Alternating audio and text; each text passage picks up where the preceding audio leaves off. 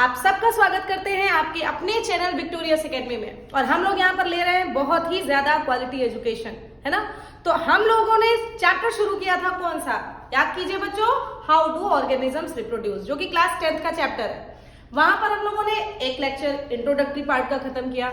फिर हम लोगों ने टाइप्स ऑफ रिप्रोडक्शन देखे, दो प्रकार के होते हैं, asexual reproduction and sexual reproduction. फिर हम लोगों ने टाइप्स ऑफ एसेक्सुअल रिप्रोडक्शन भी देख लिया। उसमें से बडिंग हो गया, बाइफिशन हो गया, रीजनरेशन हो गया, फ्रैगमेंटेशन हो गया, स्पोर फॉर्मेशन हो गया। इसके बारे में प्रीवियस वीडियो आप लोग देख सकते हैं, उसमें आप लोगों को क्लियर एक्सप्लेनेशन दिया गया है। एक एसेक्सुअल रिप्रोडक्शन का टाइप एक्सप्लेनेशन के लिए रह गया था। सो आज की क्लास इसी बेस पर स्टार्ट करते हैं, about how do reproducing plant by vegetative propagation. तो बच्चों, व्हाट इज वेजिटेटिव प्रोपागेशन, इसकी बात करें तो प्लांट के किसी भी पार्ट से, यानी कि वो रूट हो, स्टेम हो, लीफ हो, प्लांट के किसी भी पार्ट से एक नया प्लांट रिप्रोड्यूस हो जाए बच्चों, नया प्लांट बनके तैयार हो जाए, इसी प्रोसेस को हम लोग कहते हैं vegetative propagation. So let's define it. सबसे पहला महत्वपूर्ण पॉइंट है इसका कि ये सिर्फ और सिर्फ प्लांट्स में होने वाली प्रोसेस है। दूसरे नंबर पर इसको डिफाइन करने के लिए देखिए, when any part of the plant, इसमें रूट, स्टेम और लीफ तीनों आ जाएगा, helps to produce new plant is called vegetative propagation. इसको हम लोग क्या कहते हैं, वेजिटेटिव प्रोपागेशन। ये बच्चे दो प्रकार का जनरली होता है। अब ये दो प्रकार कौन कौन से, एक प्रकार होता है नेचुरल वेजिटेटिव प्रोपागेशन और दूसरा होता है आर्टिफिशियल वेजिटेटिव प्रोपागेशन। आपको अगर डिफरेंस पूछा जाए, what is difference between natural and artificial, तो आप लोग क्या आंसर दोगे, सोचो जरा। नेचुरल वो जो नेचर में, नेचुरल का मतलब होता है जो नेचर करे, मतलब जो ओरिजिनल फॉर्म में अपने आप होता है। जैसे हमारी ग्रोथ नेचुरल होती है, हम दवा खा के अगर बढ़े तो वो फिर आर्टिफिशियल हो जाएगा, है कि नहीं। तो यहाँ पर natural vegetative propagation as well as artificial vegetative propagation, ये दो तरीके से हम लोग प्लांट की ग्रोथ करवा सकते हैं, प्लांट को प्रोड्यूस करवा सकते हैं। इतनी बात समझ में। जैसा कि आप लोगों ने पढ़ रखा है कि वेजिटेटिव प्रोपागेशन दो चाहे रूट से हो, चाहे स्टेम से हो, चाहे लीफ से हो, तीनों से होता है ना बच्चे। तो नेचुरल प्रोपागेशन में तीनों टॉपिक से हम लोग आज स्टडी करेंगे, how to natural propagate by roots, by stem and by leaves.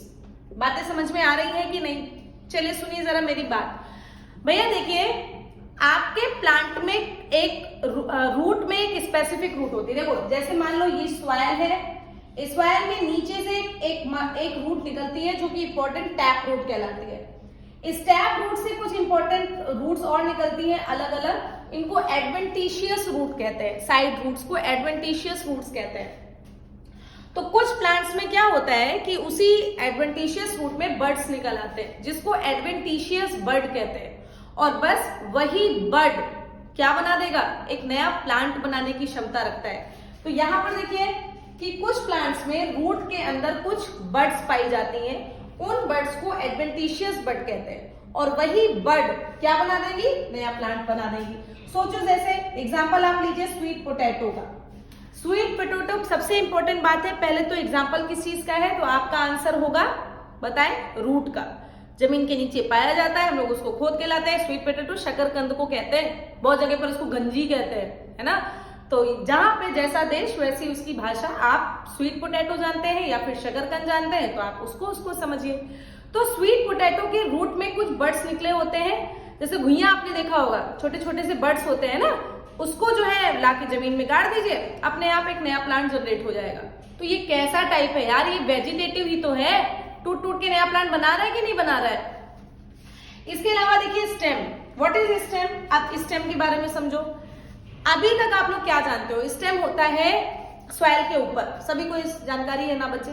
लेकिन हमारे आसपास कुछ ऐसी चीजें भी हैं जो जमीन के नीचे होते हुए स्टेम कहलाती है, जमीन के नीचे पाई जाती है, मतलब सॉइल के नीचे पाई जाती है, लेकिन फिर भी स्टेम कहलाती है। आश्चर्यचकित मत होइए भैया, सरप्राइज मत होइए, याद कीजिए कि potato is the example of underground stem, ginger is the example of underground stem.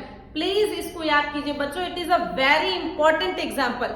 तो भैया देखिए, अंडरग्राउंड स्टेम जब अपनी फेवरेबल कंडीशन में आता है तो वो एरियल शूट्स का फॉर्मेशन कर देता है। देखिए ये स्टेम है सॉइल के नीचे, इतनी बात समझ में। सॉइल के नीचे प्रोड्यूस होने के रहने के बावजूद उसमें से फेवरेबल कंडीशन में ऊपर की तरफ, जैसे मान लो ये आलू है ना, आलू है, इसमें जगह जगह पर इस तरीके से आई प्रेजेंट होती है जिसको ट्यूबर कहते हैं। अब इसका अगर ये पार्ट काट के आपने जमीन में गाड़ दिया तो यहीं से एक प्लांट जनरेट हो जाएगा भैया। यार फिर से वही बात तो हो गई कि जनरली नए तरीके से प्लांट जनरेट हो जा रहा है कि नहीं हो जा रहा है। देखो इसको काट के इसको गाड़ दिया, गाड़ने से इसमें एक नया प्लांट जनरेट हो गया। इतनी बात समझ में आ गई सभी को। तो इसके एग्जांपल्स कौन कौन हो जाएंगे? इसके एग्जांपल हो जाएंगे पोटैटो, जिंजर, ओनियन। इसका एग्जांपल हो जाएगा ग्रास, घास भी इसी तरीके से उगती है। इतनी बात समझ में? Very nice. फिर आते हैं मतलब कैसे हम लोग लीफ के द्वारा नेचुरल प्रोपागेट करवाते हैं। तो इसको देखो आप लोगों ने एक अजूबा सुना है। अजूबा का प्लांट घर में लोग सजावट के लिए लगाते हैं। अंग्रेजी में इसको ब्रायोफिलम कहते हैं। देखो इस तरीके की होती है लीफ इसकी, है ना, लंबी सी इस तरीके की लीफ होती है। इसके मार्जिन पे बच्चे इस तरीके से मार्जिन पर छोटे छोटे से अपने आप बर्ड्स निकल आती हैं। इन बर्ड्स को वेजिटेटिव क्या कहते हो? एडवेंटिशियस बर्ड कहते हो। तो ये एडवेंटिशियस बर्ड अपने आप गिरती है, नया प्लांट उगा देती है। आपको किसी और गमले में उगाना है, उसको हल्का सा निकालिए, दूसरे गमले में पॉटेड कर दीजिए, उसको गाड़ दीजिए, नया प्लांट उगाएगा। तो ये सब कितनी आसान तकनीक से विदाउट यूजिंग ऑफ ह्यूमन अपने आप से ये किसी ना किसी पार्ट से नया पार्ट जनरेट कर दे रहा है। तो by the root, by the stem, by the leaf, ये सारे के सारे पार्ट जनरेट हो जा रहे हैं कि नहीं हो जा रहे हैं? आसान है कि नहीं है बच्चों? तो आपने अभी तक क्या सीखा कि वेजिटेटिव प्रोपागेशन का मतलब क्या होता है? वेजिटेटिव प्रोपागेशन का मतलब होता है by the help of any part of the plant we can produce new plants. इसको वेजिटेटिव प्रोपागेशन कहते हैं। दो तरीके से होता है, एक नेचुरल वेजिटेटिव प्रोपागेशन, एक आर्टिफिशियल वेजिटेटिव प्रोपागेशन। जो नेचुरल वेजिटेटिव प्रोपागेशन होता है वो बाय द रूट भी हो सकता है, बाय द स्टेम भी हो सकता है, बाय द लीफ भी हो सकता है। लेकिन आर्टिफिशियल वेजिटेटिव प्रोपागेशन के लिए आपको कुछ स्पेसिफिक पढ़ना पड़ेगा भैया। जरूरी नहीं है कि, वैसे उसमें भी अलग अलग पार्ट्स में होता है, ऐसा नहीं है, तो उसमें भी हम लोग पढ़ेंगे। ऐसा नहीं है कि आर्टिफिशियल वेजिटेटिव प्रोपागेशन रूट में नहीं हो सकता, या फिर शूट में नहीं हो सकता, या फिर लीफ में नहीं हो सकता। तो उसमें भी हम लोगों को 4 मेथड पढ़ने हैं। तो नेचुरल वेजिटेटिव प्रोपागेशन होता है समाप्त। आप लोग इसका लीजिए स्क्रीनशॉट अच्छे से, ठीक है। अब हम लोग पढ़ेंगे अबाउट आर्टिफिशियल वेजिटेटिव प्रोपागेशन।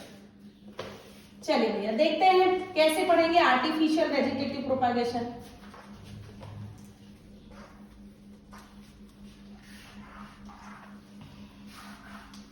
चलिए भैया हेडिंग है आपकी आर्टिफिशियल वेजिटेटिव प्रोपागेशन। अब आर्टिफिशियल टर्म लग गया, और मैंने आपको ये भी बता दिया था, शुरू से भी बता दिया था कि आर्टिफिशियल जहां टर्म लग जाए उसको हम लोग समझ लेंगे कि इट इज मैन मेड, यानी कि ह्यूमन इस प्रोसेस को करवाने में मदद करता है। मतलब कहीं ना कहीं ह्यूमन का हाथ जरूर होता है आर्टिफिशियली प्लांट को प्रोड्यूस करने में। इतनी बात समझ में आई? तो इसमें जो प्रोसेस है बच्चे, सबसे पहली प्रोसेस होती है कटिंग। चलिए अब सीखना शुरू कीजिए। इसमें सबसे पहली प्रोसेस होती है कटिंग। देखिए आप लोगों ने देखा होगा अक्टूबर नवंबर के मंथ में लोग गुलाब की कलम बोलते हो ना आप लोग, गुलाब की कलम काट के लाते हो और उसको अपने घरों में गमलों में लगा देते हो। या आप नर्सरी में भी जाओगे, आपको छोटे छोटे से गुलाब के पेड़ मिल जाएंगे, 10 रुपए, 5 रुपए, 20 रुपए ऐसे मिल जाते हैं। उसको लाके आप घरों में लगाते हो, फिर आपके घरों में वो प्लांट बड़े होते हैं। यार ये छोटी सी कलम से बड़ा प्लांट जनरेट कर देना, वो कैसे हो गया? विद द प्रोसेस कटिंग हो गया। इसमें आप बड़े प्लांट से छोटी छोटी सी कटिंग लाते हो, और इसमें इसको जब आप पॉटेड मतलब गमले में जब आप इसको गाड़ते हो तो उसी में नीचे से क्या निकल आता है? रूट, और ऊपर से क्या निकल आता है? शूट निकल आता है। बात समझ में आ गई? तो कटिंग का एग्जाम्पल सबसे बढ़िया आपके सामने होता है बच्चे रोज का। बहुत बढ़िया एग्जाम्पल, आप सब जानते हो। रोज के अलावा आपने शुगर केन अगर सुना हो, गन्ने के प्लांट में भी ऐसी ही खेती की जाती है। इतनी बात समझ में आ गई सभी को? Very good. सेकेंड नंबर पर पढ़ते हैं भैया, सेकेंड नंबर पर पढ़ते हैं। सेकेंड नंबर का प्रोसेस होता है लेयरिंग। अब लेयरिंग सुनिए, लेयरिंग में अगर पहली बात तो इंपॉर्टेंट पॉइंट ये है कि लेयरिंग होती किन प्लांट्स में है, तो आपका आंसर होगा ये उन प्लांट्स में होती है जो थोड़े बुशी नेचर के होते हैं। बुशी नेचर के, बुशी का मतलब होता है जो थोड़े से झाड़ी नुमा होते हैं ना, छोटे होते हैं और फैले होते हैं, उन प्लांट्स में ये वाली प्रोसेस आप आसानी से करवा सकते हो। कैसे करवा सकते हो, देखो जैसे मान लो ये इसका आपने उठाया, ठीक है, आपने इस प्रोसेस को, इस वाले पार्ट को उठाया, इस पार्ट को उठाकर आपने जमीन में ऐसे गाड़ दिया, ठीक, इस पार्ट को ऐसे जमीन में गाड़ दिया। अब सोचो इतना पार्ट आपका सॉइल के नीचे है, ठीक, और ऊपर वाला एक हिस्सा उसको ऊपर ही रहने दिया। अब जो हिस्सा जमीन के नीचे है उस हिस्से से रूटिंग हो जाएगी कि नहीं हो जाएगी? अरे यार सॉइल के नीचे है वो पार्ट, आराम से उसको हल्का सा छील के जमीन के नीचे गाड़ दीजिए, अपने आप उस हिस्से में रूटिंग हो जाएगी। चाहो तो इस हिस्से को काट के आप नया प्लांट तैयार कर लो, और चाहो तो उसको वहीं रहने दो, उसी एरिया में उसको बड़ा करते मतलब होने दो, बड़ा होने दो उसी एरिया में। तो इस तरीके से लेयरिंग मेथड, ये लेयरिंग किया, अब इसको बढ़ने दो, है ना, इसको बढ़ने दो, इसको इस तरीके से बढ़ने दो, बढ़ा, एक और इस तरीके से आपने कर दिया, लो फिर रूटिंग हुई, फिर तो इस तरीके से लेयरिंग पे लेयरिंग, लेयरिंग पे लेयरिंग करके आप किसी एक प्लांट से बहुत सारा प्लांट जनरेट कर सकते हो। बात समझ में आ गई? Example is the main example. देखिए भैया, एग्जाम्पल स्ट्रॉबेरी की खेती ऐसी ही की जाती है। स्ट्रॉबेरी आप लोगों ने बहुत कॉमन मिंट अगर घरों में उगाया हो, पुदीना, तो ऐसे ही होता है।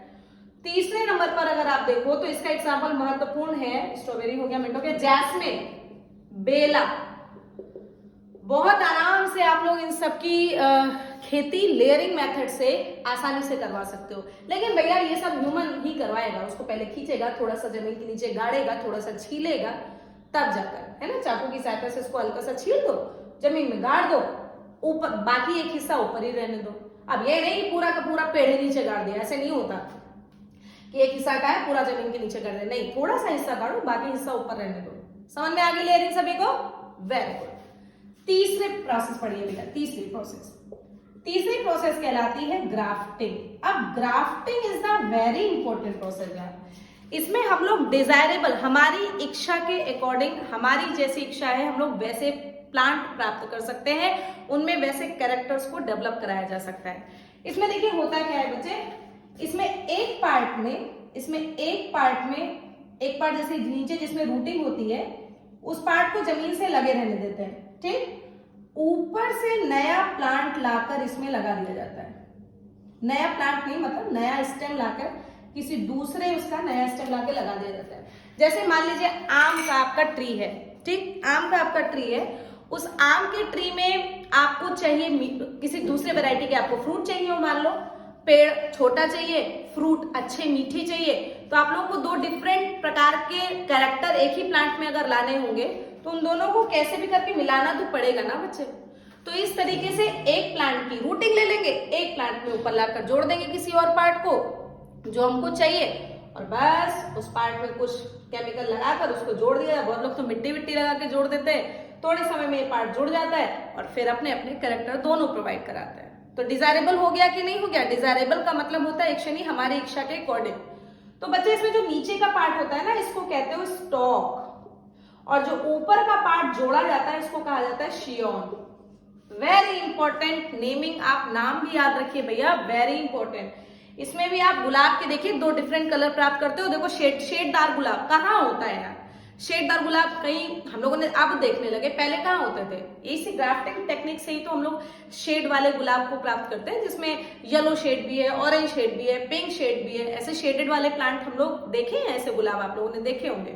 तो ग्राफ्टिंग टेक्निक से हम लोग अपने अकॉर्डिंग कैरेक्टर के प्लांट्स को जनरेट करवा सकते हैं। हो गया? तीनों के तीनों मैनमेड के थ्रू हुए कि नहीं हुए? चौथा प्रोसेस सुनिए, इस सबका स्क्रीनशॉट लीजिए बच्चों, वेरी इंपॉर्टेंट है, स्क्रीनशॉट लीजिए। चौथा चूंकि थोड़ा सा लंबा है इसलिए इसको बिगाड़ेंगे हम पहले, ठीक है? 1 2 3 फटाक से लीजिए, चलिए, थैंक यू। चौथे नंबर पर देखिए भैया, चौथे नंबर का जो पार्ट होता है उसको हम लोग टिश्यू कल्चर कहते हैं। वेरी इंपॉर्टेंट प्रोसेस, उसको जरा कायदे से समझेंगे हम लोग, है ना? चौथा चौथा प्रोसेस टिश्यू कल्चर। इस टिश्यू कल्चर को हम लोग माइक्रो प्रोपागेशन भी कहते हैं। देखिए बच्चों, इसकी लैंग्वेज समझें। टिश्यू कल्चर को हम लोग माइक्रो प्रोपागेशन भी कहते हैं। सुने जरा मेरी बात, देखें इसमें क्या होता है कि इसमें हम लोग ये प्रोसेस पहली बात तो लैब में होती है, लैब में कराई जाती है। इसमें क्या करते हैं, इसमें एक मीडियम में न्यूट्रिएंट मीडियम डालते हैं। क्या डालते हैं? Nutrient medium. अब ये न्यूट्रिएंट मीडियम क्या है? अरे यार, किसी की अगर ग्रोथ करवानी हो तो उसको अच्छा खाने पीने के लिए दोगे कि नहीं दोगे? तुम्हारे प्लांट को भी अगर नया प्लांट जनरेट करवाना है, उस टिश्यू को बड़ा करवाना है, ग्रोथ करवानी है, तो उसको भी तो अच्छा खाने पीने के लिए देना पड़ेगा। तो न्यूट्रिएंट मीडियम आपने डाला। अच्छा, न्यूट्रिएंट मीडियम में होता क्या क्या है, थोड़ी सी बातें कर लेते हैं। इसमें आप कोकोनट वाटर डाल सकते हो, है ना। इसमें आप लोग ग्रोथ हार्मोन ऑक्सिन वगैरह डाल सकते हो, साइटोकाइनिन डाल सकते हो। बोलो भैया, ग्रोथ हार्मोन वो वाले मत बोल देना, इंसानों वाले, प्लांट वाले चाहिए हमको। ऑक्सिन चाहिए, साइटोकाइनिन चाहिए, जिब्रेलिन चाहिए, वही सब चाहिए। ये नहीं कि ग्रोथ हार्मोन पिट्यूटरी वाले उठा के डाल दो, वो नहीं। चलिए, तीसरे नंबर पर इसमें आप अगर अगर जेली डाल सकते हो। ये इतनी चीजें तो है ही है, मतलब न्यूट्रिएंट मीडियम समझ के चलो कि जो उसमें उसको न्यूट्रिएंट पहुंचाए, है ना, उसमें विटामिन हो, मिनरल्स हो, है ना, ये सब चीजें इसमें होनी चाहिए। क्लियर हुआ भैया? अब देखो, इसमें छोटे छोटे से टिश्यू डाल दिए जाते हैं प्लांट के, चाहे लीफ का टिश्यू ले लीजिए, स्टेम का टिश्यू ले लीजिए, रूट का टिश्यू ले लीजिए, किसी का भी टिश्यू ले लीजिए और उसको न्यूट्रिएंट मीडियम में ग्रो करा लेंगे। तो कुछ समय के लिए उसको छोड़ना पड़ेगा। जब आपने कुछ समय के लिए इसको छोड़ दिया बच्चे, तो कुछ समय के बाद आपको दिखेगा कि इस एक एक टिश्यू के ऊपर कुछ अनडिफरेंशिएटेड मास चढ़ गया है। ठीक है, देखिए ये क्या है? अनडिफरेंशिएटेड। डिफरेंशिएट नहीं, आपको पता नहीं है कि इसमें कहाँ खोपड़ी है कहाँ पैर है। ठीक है, अनडिफरेंशिएटेड का मतलब हम और आप बता नहीं सकते कि इसकी शुरुआत कहां पर हुई और इसका अंत कहां पर हुआ। अनडिफरेंशिएटेड का मतलब यही है, समझ लो भाई। डिफरेंशिएटेड का मतलब हम लोग डिफरेंशिएटेड है, हमारा सर है, फिर धड़ है, फिर पैर है, ये हाथ है, ये डिफरेंशिएटेड होता है। अनडिफरेंशिएटेड का मतलब जब हम लोग जाइगोटिक फॉर्म में थे तो क्या पता था क्या कि हमारा सर कहां बनेगा, पैर कहां बनेगा? समझ में आया? तो अनडिफरेंशिएटेड का मतलब ये, अभी हमको नहीं पता है कि इसमें कहां से रूटिंग होगी, कहां से शूटिंग होगी। क्लियर हुआ? तो this is a undifferentiated mass of cell which is called, यार ये इंपॉर्टेंट है याद करना, विच इज कॉल्ड, इसको बच्चे हम लोग कहते हैं कैलस। ठीक है, नेमिंग याद रखिए बच्चे, इसको हम लोग क्या कहते हैं? कैलस कहते हैं। अब इस कैलस को आगे बढ़ते हैं हम लोग। इस कैलस को थोड़ा सा ये बनाते हैं, छोटे छोटे में समझ लीजिए। अब इस कैलस को सबसे पहले, अब इस कैलस को रूट मीडियम और शूट मीडियम में डालो, तो नीचे से क्या ग्रोथ हो जाएगी? रूट ग्रोथ हो जाएगी। और ऊपर से इसमें क्या ग्रोथ हो जाएगी बताओ? ऊपर से इसमें ग्रोथ हो जाएगी शूट की, यार जिसमें लीफ होता है, ये सब होता है। तो यहां पर आपने कौन सा मीडियम लिया? यहां पर भी आपने न्यूट्रिएंट मीडियम ही लिया, जिसमें रूट की ग्रोथ करवाने वाला मटेरियल प्रेजेंट होगा, या फिर शूट को बढ़ाने के लिए आपका न्यूट्रिएंट मीडियम होगा। तो न्यूट्रिएंट मीडियम यहाँ पर आप इस कैलस को डालोगे, इस कैलस को यहाँ पलटोगे और इस कैलस में रूट और शूट निकल के आ जाएगा। यार तो देखिए ना, हमने तो एक ही टिश्यू को बनाकर दिखाया, यहाँ पर जितने टिश्यू लोगे उन सारे टिश्यू से कैलस बनेगा, उन सारे कैलस से नए प्लांटलेट्स डेवलप हो जाएंगे, छोटे छोटे से प्लांट। इनको क्या कहते हैं बच्चे? इनको कहते हैं न्यू प्लांटलेट्स। और इन छोटे छोटे प्लांटलेट्स को आप ले जाके गमलों में उगा दीजिए, खेती में उगा दीजिए, जैसा आपका जहां पर जगह हो उस हिसाब से आप इन नए प्लांटलेट्स से बड़े प्लांट्स को फॉर्म कर सकते हो। तो नेचुरल और आर्टिफिशियल दोनों ही खत्म हो गए अच्छे तरीके से। मेरे ख्याल से आपको समझ में भी आ गया होगा। इसका स्क्रीनशॉट लीजिए। अब एक टॉपिक बचा हुआ है, उसको हम लोग पढ़ेंगे एडवांटेज या फिर डिसएडवांटेज। भैया क्या लाभ है, क्या नुकसान है, क्यों कर रहे हैं हम लोग आखिर ये, है ना। फटाफट स्क्रीनशॉट लेके इसको जल्दी से करिए, ठीक है। चलिए तो बच्चों अब हम लोगों को पढ़ना है about advantage and disadvantage of vegetative propagation. देखो बहुत फायदे हैं हमको, नुकसान कम है, फायदे बहुत है। देखिए जरा, सबसे पहले हमको वायरस फ्री प्लांट मिलते हैं। एक छोटी बात समझ लो कि अगर कोई प्लांट नेचुरली ग्रोथ कर रहा है तो उस प्लांट के टिप पर वायरस का इन्फेक्शन होने का चांस है ना। लेकिन अगर हम लोग टिश्यू काट के उसको ग्रो कराएंगे तो वहां पर वायरस जनरली जनरेट नहीं कर पाएगा। तो पहला इंपॉर्टेंट पॉइंट क्या समझ में आया कि we get virus free plant. दूसरे नंबर पर बच्चे इनमें अटेंशन ज्यादा देने की जरूरत नहीं है। आपने ग्रो करा दिया, ग्राफ्टिंग करा दी, वेट करो, अपने आप ही बढ़ेगा। लेयरिंग करा दी, अपने आप ही उसमें रूटिंग निकलेगी और नया प्लांट बनेगा, है ना। इसके अलावा कटिंग कर दी, कलम लाके गाड़ दिया, अपने आप ही उसमें रूटिंग शूटिंग होगी। यार तो इसमें उतना ज्यादा ध्यान देने वाली बात नहीं है कि अरे हम लेके बैठे रहे उस प्लांट को। ये बहुत ही फास्ट प्रोसेस है, it is a fast technique, इसीलिए कम समय में ज्यादा प्लांट्स आप आसानी से ग्रो करा सकते हो। सबसे महत्वपूर्ण पॉइंट आ रहा है कि we can get seedless plant. यार अगर किसी प्लांट में सीडे नहीं बन रहा है तो उसकी प्लांटेशन कैसे होगी, सोचो जरा, दिमाग लगाओ। तो इसके लिए सबसे बढ़िया टेक्निक यही होता है आर्टिफिशियल प्रोपागेशन। बनाना में आप सीड कभी देखे हो, लेकिन तब भी उसका प्लांट तो होता है। फ्रूट तो आप रेगुलर खाते हो अगर बनाना की बात करें तो, लेकिन वो सीडलेस होता है भैया। तो we can get seedless plant by this technique. इसके अलावा ग्राफ्टिंग में क्या बताया कि हम लोग शेड वाले गुलाब को प्राप्त कर लेते हैं। तो इसका मतलब हमारे डिजायरेबल फीचर्स हम लोग उसमें दे पाएंगे कि नहीं दे पाएंगे। या अगर हमको ये लगता है कि भाई इस प्लांट का ये कैरेक्टर इंपॉर्टेंट है तो उस प्लांट में उस पेरेंट प्लांट का कैरेक्टर डाल सकते हैं कि नहीं डाल सकते। यार हम लोग अपने हिसाब से डाल सकते हैं ना। ग्राफ्टिंग वगैरह में क्या बताया था, यही तो समझाया था। तो इसका नेक्स्ट पॉइंट होगा कि any desirable features of the parent plant is replicated in new plant. मतलब पेरेंट प्लांट के कोई भी अगर हमको इच्छा है कि इस प्लांट का ये कैरेक्टर इसमें होना चाहिए तो हम लोग बाय ग्राफ्टिंग टेक्निक इसको डाल सकते हैं। समझ में आया। लेकिन भैया एक डिसएडवांटेज है जो समझने वाली बात है। सबसे पहले तो अगर पेरेंट प्लांट में कोई टिश्यू कल्चर की बात नहीं कर रहे, लेकिन अगर लेयरिंग वगैरह में आप करवा रहे हो, मान लीजिए कि पेरेंट प्लांट में कोई डिजीज है तो वो फिर ट्रांसफर होती चली जाएगी, है ना। तो डिजीज ट्रांसफर हो सकती है एक प्लांट से दूसरे वाले प्लांट में, जो आपने लेयरिंग में या फिर ग्राफ्टिंग में या फिर कटिंग में अगर उस पेरेंट प्लांट में डिजीज कोई होगी तो मे बी नए प्लांट में वो ट्रांसफर हो सकती है। दूसरे नंबर पर बच्चों देखिए लिखा हुआ है ना, डिजीज कैन बी ट्रांसफर। दूसरे नंबर पर बच्चे अगर लगातार आप इन्हीं को बनवा रहे हो, लगातार इन्हीं से, मतलब पुराने प्लांट से नया प्लांट बना रहे हो, पुराने प्लांट से नया प्लांट बना रहे हो, तो भैया कोई वेरिएशन नहीं आएगा।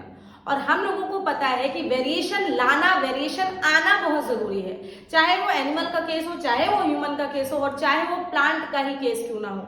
Variation is very important role for new characters, है ना। नए कैरेक्टर जब तक आएंगे नहीं, जैसे गेहूं में है, गेहूं में लगातार अगर हो रहा है तो यार पुरानी क्वालिटी मिल रही है, अब हमको बड़े सीड का गेहूं चाहिए, हमको अच्छी क्वालिटी के गुलाब चाहिए, हमको अच्छी क्वालिटी के फूल चाहिए, उसमें महक चाहिए। तो यार ये वेरिएशन लाने के लिए अगर सेम प्लांट से रिप्रोड्यूस होते रहेंगे, वो वेजिटेटिव प्रोपागेट होते रहेंगे, तो कैसे नए कैरेक्टर जनरेट होंगे। तो डिसएडवांटेज कम है, हालांकि ये डिसएडवांटेज अपने में ही बहुत बड़ा है, लेकिन है तो है यार। तो डिसएडवांटेज में देखिए no variation is seen in new plants, है ना। और यही बात है जो सबसे बड़ी प्रॉब्लम क्रिएट करती है। दूसरे नंबर पर डिजीज भी ट्रांसफर हो सकती है parent plants two of spring. तो इस तरीके से आपने लास्ट वाला पूरा का पूरा एसेक्सुअल रिप्रोडक्शन कंप्लीट किया, है ना। 6 प्रकार के होते हैं कंप्लीट। बच्चों इसको स्टडी कीजिए। अब हम लोग अपने नेक्स्ट लेक्चर में सेक्सुअल रिप्रोडक्शन स्टार्ट करेंगे। छोटा छोटा सा 1-2 टॉपिक जो बचेगा वो लास्ट में कवर करेंगे। जैसे अभी वेरिएशन पढ़ना है, अभी क्लोन पढ़ना है, छोटे से टॉपिक है, वो सबसे लास्ट में जो चीजें बचेंगी वो कवर करेंगे। लेकिन नेक्स्ट लेक्चर में हम लोग स्टार्ट करेंगे अबाउट सेक्सुअल रिप्रोडक्शन। टिल इसको याद करते रहिए, स्क्रीनशॉट लीजिए। Thank you so much.